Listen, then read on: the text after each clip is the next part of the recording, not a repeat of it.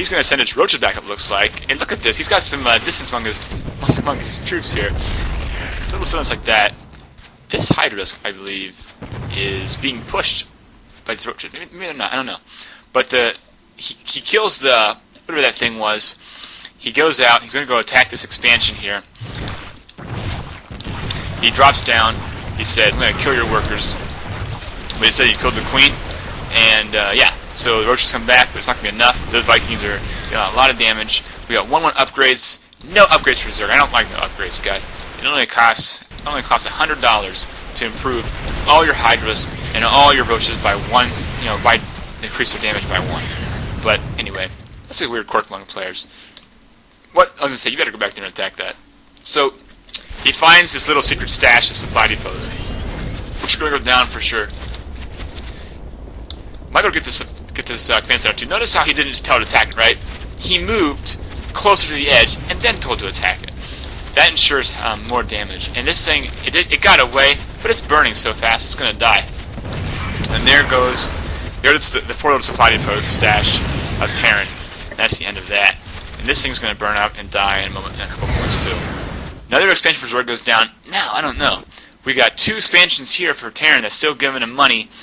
This thing is almost dry. He needs to lift up some of these SCVs and throw them down here. But he's going to lose. Oh no. The Vikings come down and save the day. Nice. Okay. I missed that because I wasn't paying attention. But Zerg is still in the battle. Terran is still in the battle. I'm still in the battle. Everyone's still in the battle. This is still up in the air. I need a drink. I don't know. I don't know what's going to happen. This is like a mystery game. This is like... I don't even know. I don't even know. I would go there and kill those just to be a jerk. But he may or may not do that. At least kill the evolution chamber, which he's not upgrading with. Why aren't you upgrading with that guy? He's going to go there and kill him. Good job. I give you props for doing that. Yeah, so these... see how small these spore crawlers are.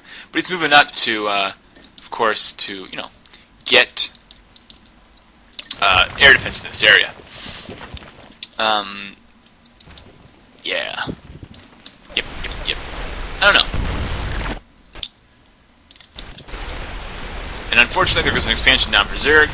He wasn't able to respond in time. He has all kinds of drones there too. The Vikings say, screw you, Hydralisk, I don't like you. I'm going to fly away. You're going to try to drop on these drones, maybe? Nope, he's going to keep moving. Losing way too many of those. Not a good move by Terran. He loses his Vikings. Wasn't really paying attention to them. And then the last one goes down. Good break for Zerg, though. He's gotten rid of those Vikings again. But we got 7 more Vikings chilling out in this nice little island base for Terran. Yeah. I don't know. I'm gonna say this is Terran's game still. I'm gonna say it's Terran's game because he's got 2 expansions. Well, I can't say that because he's got $7,700. Zerg does. So I don't know who's gonna do this. He's got a lot of money here that he can function without actually getting money back. I mean, that's not a good practice, right? You should have your money spent at all. Don't try to float above $1,000. That's a good starting rule of thumb. Don't try to float above $1,000. Pros like to do no more than 400, right? Because that's the most expensive thing you can get in the game. Is 400, like a battle cruiser or a command center.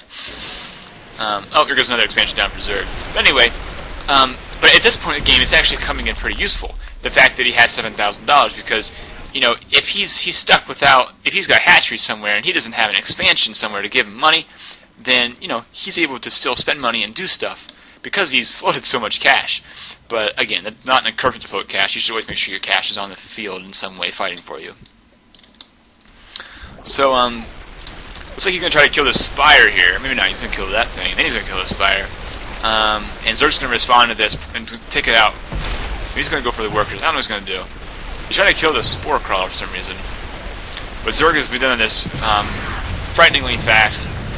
Kills the Vikings. Yeah, I don't know.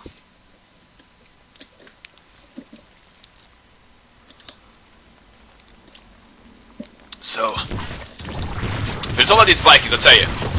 These Vikings keep coming in, though. At this point in the game, it may have been better off to build some battle cruisers. Perhaps. Maybe some Ravens. Get some Hunter Secret Missiles up on these groups of Hydralisks and stuff. But these kind of things. This is like the third time I've seen this guy do this. He comes in with Vikings, right? It's like he clicks them to go somewhere. Then he just kind of leaves them there, and then they get attacked, and they have to move out by themselves. I'm not sure what's going on. I don't know what he's doing at that point, or if he's ignoring his things and saying, hey, your dudes are under attack. I'm not sure what he's doing. He's moving this one guy out, and these guys here, like, what's all that about? I don't understand that. And he's just going to die. Boom. And he died. So there's a little bit of clumsy play here by the Terran Vikings, but by and large, the Vikings have been keeping him in the game, pushing on Zerg in as many angles as he can. But still, and here's got a medevac. Here's going to help transport some of these SCVs out. Where did that command center go? I think it flew over here. I think if it flew from here to here, maybe. I'm not sure about that. Anyway, so this game is still up in the air. We still got Vikings. We still got Roaches and Hydras, and Zerg is trying for the 73rd time to get this expansion right here.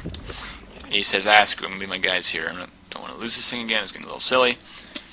These Vikings do a little sneakeroo. He's going to come here and check this expansion. He sees the Zerg's not here. Might put on here, do some sneakeroo. But this time we got something a little different. We got a new toy in play. We got a spine crawler. And because Vikings are armored, it's going to do extra damage to these guys. If he plops down here, stabby, stabby, stabby is going to happen. He might do it, he might not. He's going to go for it, it looks like. And he moves them in, and they get attacked again. Like, what's up with that? What's this guy doing? There he is. He's like, oh, crap. Alright. He's going to deploy them. Yes, he's going to deploy them and try to kill these workers best he can. He goes for the queen, takes her out, and he's just not really focusing here. He just kind of deployed them and let them go. You can tell he just let them go because of the hierarchy in which they're attacking things. The first thing they're attacking is the queen because that's the first attacking thing that was there. Then they attack the spine crawlers. He could have been attacking the workers though, but he wasn't. Which would have probably been more useful. Definitely been more useful to kill those workers than to kill those spine crawlers. Anyway, he did kill the queen, but overall, not a successful attack in my opinion. So that's the thing I'll talk about right now is there's a hierarchy of what your units engage. So if I take these Hydralisks and I move out and I say, hey, whoops, what am I hitting? I'm hitting buttons here. I hit attack run, right? As they engage stuff, there's a hierarchy in which they will engage. I believe the lowest hierarchy is buildings, like an extractor or a lair, and then I think it's workers, and then it's other things that attack back, like units and defense structures.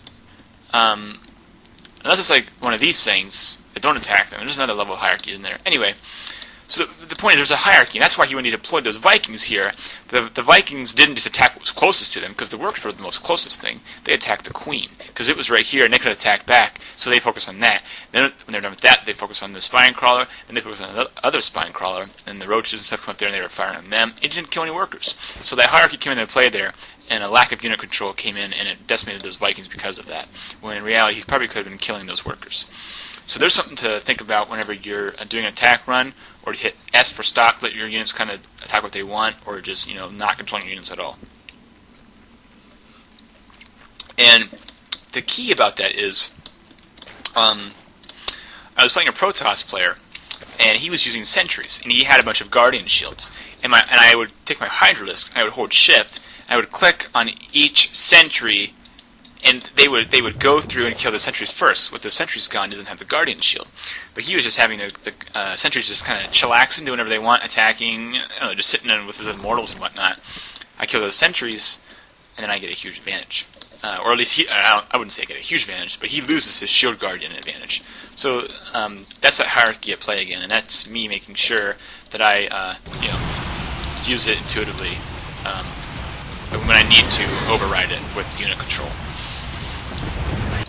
This is a lot of infantry, and these infantries are going to move up here and breed all kinds of chaos right in this area right here. I did not see him producing all these. Here, he's got 4 reactors, 8 queues of Marines. He's moving in with some purpose now. 1-1 upgrades. No upgrades for Zerg, no upgrades for Zerg. 2 upgrades for Vikings, for air. This base is good. It looks like it's going in the hands of Terran finally. Look at this resources, $4,700. Terran's been floating something massive too, 5,300.